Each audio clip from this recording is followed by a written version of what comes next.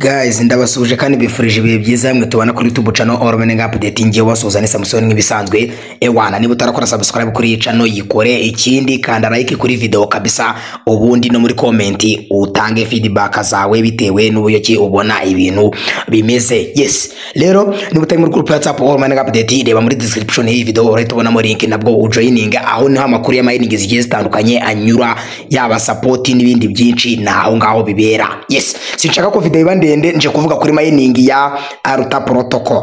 Iyi mining yararangiye, ntihagire umuntu baza link yayo. Mining yararangiye, nangiye ari byo mvuga. Rero ikigezweho ubu tuvugana ni Presale, hagakurikiraho kuzayiga ewana ama exchange igiye ku listingo yamaze kumenyekana. Ewana ibintu bimeze neza. Ubu no nanje kubereka abantu bifuza kuguriza coin zayo kuri makeya mukazunguka icyo gihe yagiye ku isoko kabisa. Dutera gatebure buryo ki ugura coin za Aruta protocol muri Presale ukazibikaho.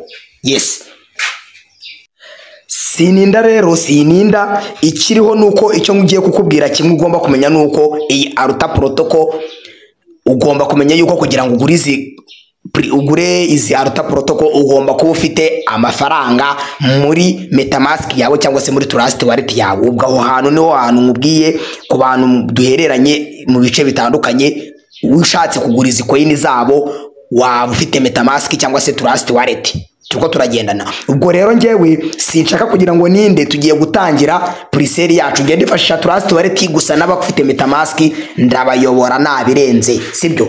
Nuvuga ngo wenda kamanze nyobora bo muri MetaMask kugira ngo tutanatinda, sibyo? Mbayobore mbereke ngo muri MetaMask uraca hano ugende gutya nusoza ewana ningeraho mbona biraba birahura n'ibyo ndaba ngiye gukomeza muri Trust Wallet ndahita ndekera tugendane neza cyane. Mureke MetaMask ifunguke, ndakubwiye ngo iyi coin ewana tugiye kuyiga kabisa. Ama exchange atatu yamaze kumenyekana igiye ku listingwaho. Nukuvuga ngo ikintu usabwa nibura ku bantu muri abamufite MetaMask, shaka BNB. Gura BNB uzishyire muri MetaMask yawe zibe nk'icumi wenda, cyangwa se minimum izishoboka kugurwa niza $5. Muri Presale ubaye ushaka kwitabira Presale udafite nibura USDT 5 nago wagura. Rero ngo icyo usabwa uragura BNB nibura zirimo $5 guhera kuri 5 kuzamura bitewe n'ubushobozi bwawe. Ariko ubaye ufite amafaranga menshi kabisa, mugiriye inama wagura iyi coin ya Aruta protocol kabisa, kuko ewana iyi coin ishobora gutanga amafaranga. None icyo urakora kuwa MetaMask n'uba bamaze kugura izo BNB zirimo hano, icyo urakora urazo kande kuri browser yawe aha, sibyo? Nuwakanda utegereze loading, reka nshyiremo nyine tab nshyashya kugira ngo tugendane neza. Iraza bimeze gutya, nibigera aha ngaha wowe urareba hano hantu ho gusacinga aha. Sinshaka ko video iba ndende kabisa, ndagira ngo bite basobanurira. Urapestingamo kano karinki, aka karinki uraba wagahawe abari muri group ya WhatsApp ALL-MINIG-UPDATE ndakabaha, ndetse n'abari muri comment y'iyi video ndakabashyiriramo hano. Ubwo nyine barahita bagusaba guconnecta wallet uyiconnecteho, ndetse ya BNB Smart Chain. Ubwo nushika aha ngaha ibindi ndaje dukomezanye muri Trust Wallet turi kumwe kabisa, ngiye no kugura. Ubundi nawe nushika aha ngaha inzira yindi irabisa niyo muri Trust Wallet. Reka tujye muri Trust Wallet kuko ariho ngiye kwifashisha tugendane neza cyane. Nuvuga ngo irafunguka Trust Wallet yawe, murera ko ngiye mfitemo BNB murazibona zirimo nibura $6. Izi ngiye kuzigura rero Aruta protocol. Utibyifashe bite? Nuvuga ngo icyo ndakora nanjye ndajya kuri browser ya Trust Wallet yanjye aha, ndakeka muri kwabona aha ngaha ni magera baramereza gusacinga aha makande, ubundi pastingemo ka karinki ka Presale nyine, ubundi nsacinge. Nimara gusacinga negereze birodinge. Trust Wallet yo nyine igira kantu yihariye, iyo chain uyihitamo wamaze kugeramo turiko turagendana. Nuvuga ngo ngiye wenda murareba kubera ko nigeze kubicokoza, urareba iri connected, ariko ikikumenyesha yuko wabikoze neza ukanda kuri buno budomo butatu. Ubu budomo butatu ukareba niba hariho chain ushaka. Iyo ukanzeho gutya bakwereka chain irimo. Nk'ubu ngubu muri kureba chain mfitemo harimo Ethereum, kandi ngewe nyeneye BNB. Ukande kuri ubwo budomo butatu ushyireho BNB, ushobora kujya kugura ukabona barakwangiye kubera yuko nyine hariho chain itari ya nyayo. Urareba uhitemo BNB numara kwihitamo irahita ijyamo neza cyane. Ubwo nyuma yaho niyongeye ukagaruka ukareba ubona ko BNB yagezemo. Ndakeka muri kubibona neza cyane. Ubwo ndagiye gusobanura utuntu dukeya. Icyo ugomba kumenya nuko iyi coin nyine nkuko nabibabwiraga, dore ngibi OKX yabi Bank Swap ndetse na Mex Global, izi nizo exchange zamaze kumenyekana zigiye kulistinga Alta Protocol. Nyuma yuko Presale irangiye itariki tuzayimenya nyuma yaho, dore ngibi. After Presale ends, the Alta Protocol will be listed on the exchange mentioned above. Nuvango nyuma yuko Presale irangiye OKX iri muri kwe, ariko mana yanjye mujye mushimira umuntu wakoze OKX kuko kabisa ni wana coin zose zinyurira, sibyo? None ubwo simbitindaho, ikiriho no kugomba kumenya yuko ubu tuvugana coin yabo iri kugura 0.25. Nyuma y'aya masaha muri kureba hano bitewe n'igihe uboneye video cyangwa se ushobora kuyabona yadarangiye, icyo ugomba kumenya nuko nyuma yaho igiciro kireta kiyongera kiraba 0.255. Ni ukuvuga ngo buri munsi uko umunsi uzajya ugenda ushira azajya agenda hiyongeraho ibice byiyongera. Wibuke barakubwira yuko listing price igomba kubiri hagati y'idolari ya 0.5 by'idolari kugenda ukagera ku idolari rimwe. Tuko turagendana. Ubwo rero aha niho hantu hawe kwiriye kugura coin zawe. Ibyo ni ibintu nari narababwiye. Gura coin itarazamuka kuko kutinda irakomeza igenda izamura igiciro mpaka. Ikindi kintu ugomba kumenya nuko Presale ifite igihe gito cyane. Ubwo ngubwo icyo gihe nuko ndabona ariko kibonamo hano, ariko kiriho nuko ni iminsi 14 yonyine. Presale yatangiye ku munsi ku itariki 10 izarangira ku itariki 24. Turiko turagendana. Ubwo ugomba kubimenya, nubwo nari kubibonamo hano ngo bibereke, ariko ubimenye yuko ari gutyo bimeze. Ubwo ni iminsi 14 yonyine. Niba utaguze muri icyo gihe rero, ubwo ibaze nk'umuntu uzagura ku munsi wa 14 izaba yazamutse kabisa, iri hejuru, iri no hafi mu idolari ryose, sibyo? Rero ubwo dore ukuntu bimeze. Tugiye kugura, first of all twamaze guconnecta wallet yacu. Ubwo nicyo kintu ugomba kubanza kwitaho. Ubwo n'aba MetaMask tugezaho dusa n'ubundi, ahangaha tuba dusa twagiye. Urascrolling uzamure uze tugendane neza, ugera ahangaha urebe uhitemo. Nukuvuga ngo ushobora kuba hariho amafaranga yemewe gukoreshwa. Turiko turagendana. Ufite kowa zirakora, muri kubibona. Ufite Avax zirakora, ufite Matic cyangwa se Polygon zirakora, ufite BNB zirakora. Ibyo byose ni ibintu byemera hano ubu tuvugana. Ubwo rero wahitamo iyo ufite nka kowa muri MetaMask yawe, wayihitamo ukaza gukoresha kowa n'ubundi ugashyiramo ko ushaka kwishyura niba ari nk'ijana, ubundi bakagukombatiramo. Birakunda cyane ku bantu nko mufite nka MetaMask, washatse wakoresha kowa nta kibazo, nabwo birakunda. Murabona ko ibintu birakunda. Izi niko zo coin ziri kwemerwa kugurwamo, ndetse na USDT n'ubundi kuko ibiri kuri chain ya BNB. Turiko turagendana. Noneho ngiye mwabonye ko mfite BNB, ubwo ndahitamo BNB nyine smart chain, tugendane neza. Aha, noneho ngaruka hano hesfo ahangaha ndahitamo. Ese kuri BNB smart chain mfiteho USDT, dore ngibi. Ese kuri BNB smart chain mfiteho Binance coin cyangwa mfite USDT cyangwa mfite USDC? Ubwo biyaterwa n'ibyo mfite, kuko ngiye mwabonye ko mfite BNB coin nyine, izi ngizi arizo mfite BNB.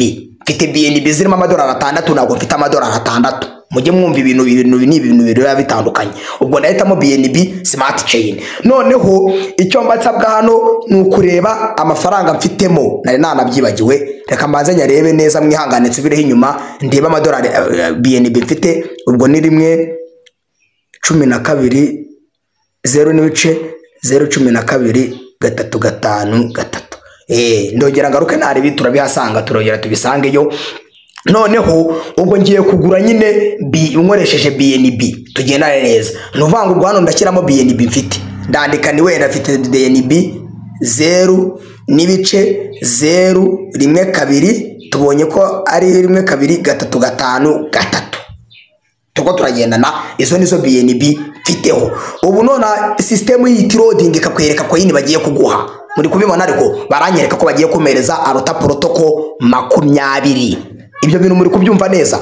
Ubwo nuko nguko bimeze rero. None ubwo ngubwo niyo umaze kubona wabyujuje neza, wahisemo BNB smart chain kuko ari uri bwifashishe.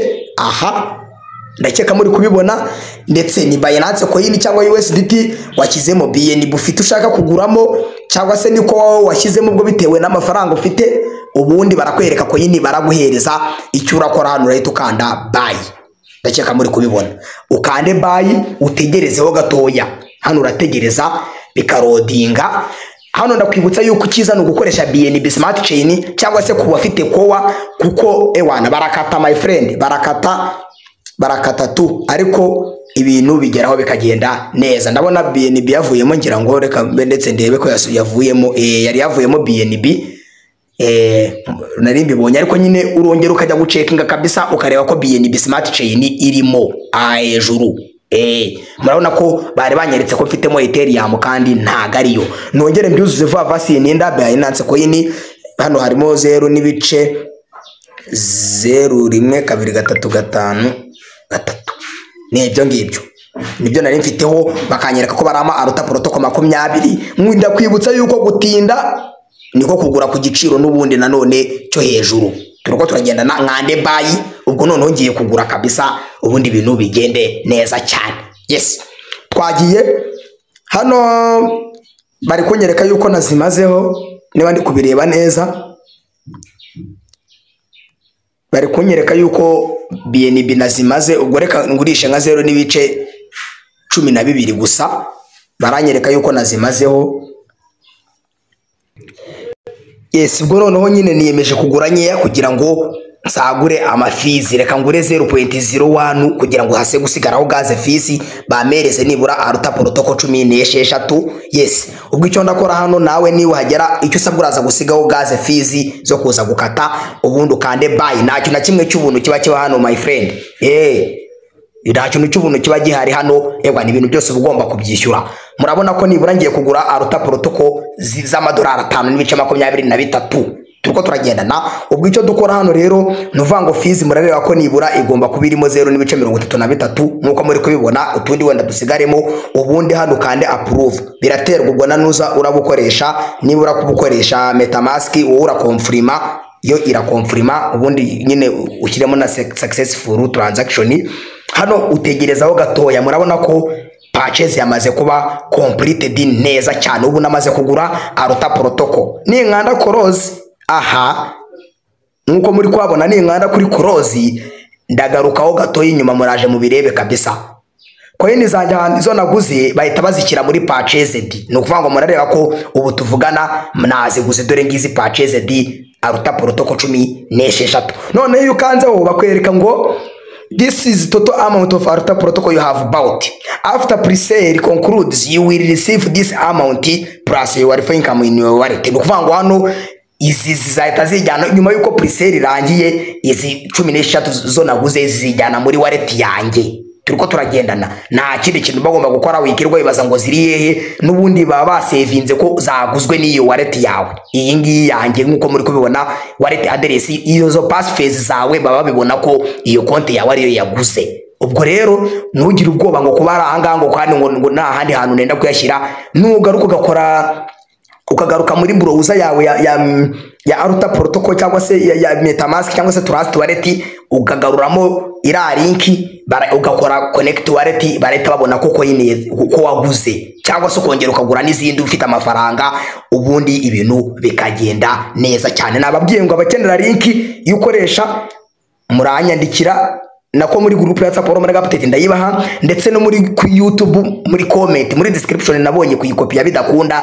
ndayishyira muri comment ya mbere rabari yanjye, mberekane dore link ngiyo muyikopiye, ubundi mugende mugure. Nababwiye ngo ufite amafaranga ngiye wenda nguze utungutu kugira ngo mbahereze tutorial nyine mbere kuko ibintu bikorwa, hataza kugira umuntu uvuga ngo byamunaniye. Abantu bafite amafaranga kabisa iyi coin wayigura. Dore ngize exchange zamaze kujya hanze, OKX1 imbere cyane, na Max Global irahari, abantu bayifite kabisa. Mwaza kuba mwitegura kugurisha coin zanyu za aruta protocol. Wibuke igiciro bagaragaza yuko nibura kitagomba kuza munsi ya 0.5. Ayo ni amakeya, nicyo giciro gike cyane. Ubwo rero urumva baye baguze nka coin nk'ijana kuri kino giciro cya 0.2, wabo ryoshye kabisa. Icyo gihe inyungu yaba yikubye inshuro ebyiri nibura, ntago yaba ari nkeya. Yes, ubwo rero nizero ko ibintu mubonye uko bikorwa. Ndabashimiye abashaka kugura Alta protocol muzigure, ubundi ibindi kuzikuramo hano niba ari ngombwa cyangwa se uburyo ki uzimura, uburyo uzitradinga byose kugira ngo ube wanazibona neza cyane, nabyo nzabibereka muri video y'ubutaha. Nagira ngo mbere ku buryo ki mugura. Wibuke ko nyuma